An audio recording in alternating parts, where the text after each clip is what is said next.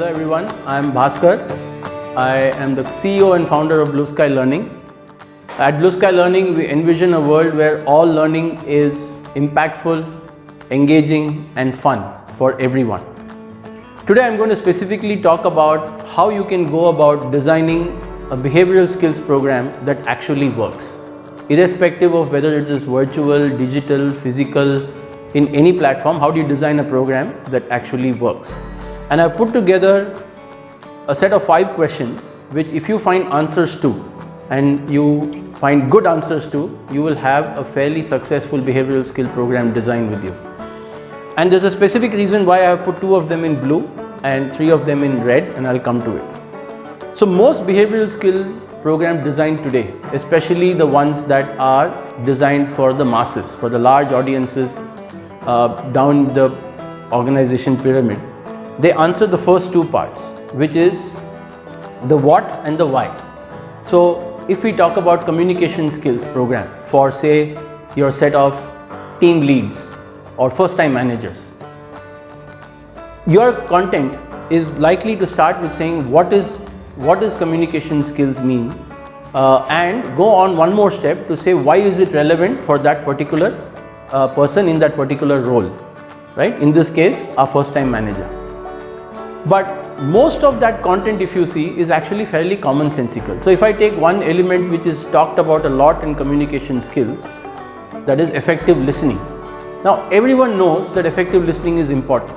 So it's a lot of common sense. So we have to go beyond that learning and actually make it relevant for the audience. So how do we do that? That's answered in the next 3 questions. So going further from what and why, the next question is you have to get the participant to reflect on where do I stand on communication skills? Where do I stand on listening?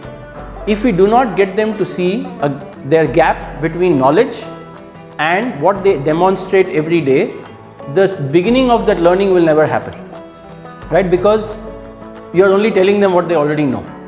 So in your design should be a scenario or a case study or a game or an activity where they are able to, or a reflection tool which gets them to really see the gap between what they know and what they actually do.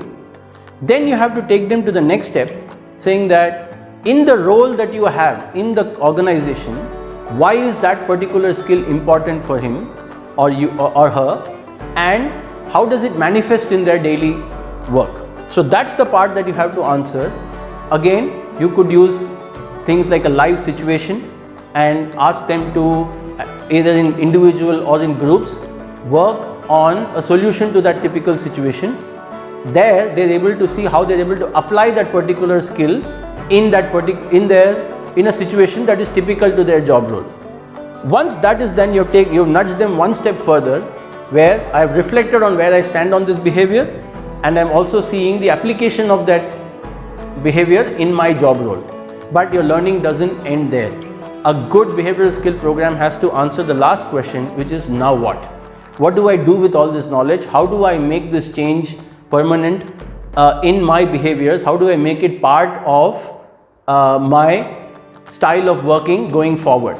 So that's where is the last part, where you have to help the participants using simple tools, simple action, learning to action tools, where they are able to see, they are able to articulate, saying what is it that they are going to do going forward, where they are going to take everything that they have learned and convert it into an actionable outcome, because all behavior is something that we do instinctively. So unless I change what I do and do that consistently, my new behavior will not take shape. Let's take the same example of communication skills. So I have realized that effective listening is the part that I need to work on.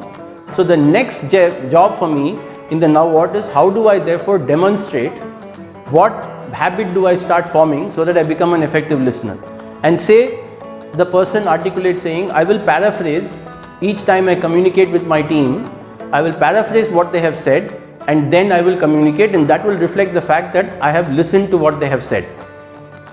Once that commitment is made, I have to make that commitment to someone, right? Because all of us as adults are better when we make a commitment to somebody else as opposed to a commitment that we make to ourselves.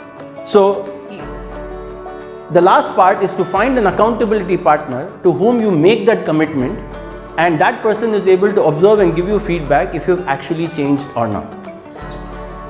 Accountability partner is a whole different topic which we will cover in another video, but if we answer these 5 questions and if we take people, if your behavioral design integrates all of these, you're going to have a very effective program. That's where you're going to see a delta on ground, where participants are going to leave with very concrete outcomes as opposed to just knowledge which they already have.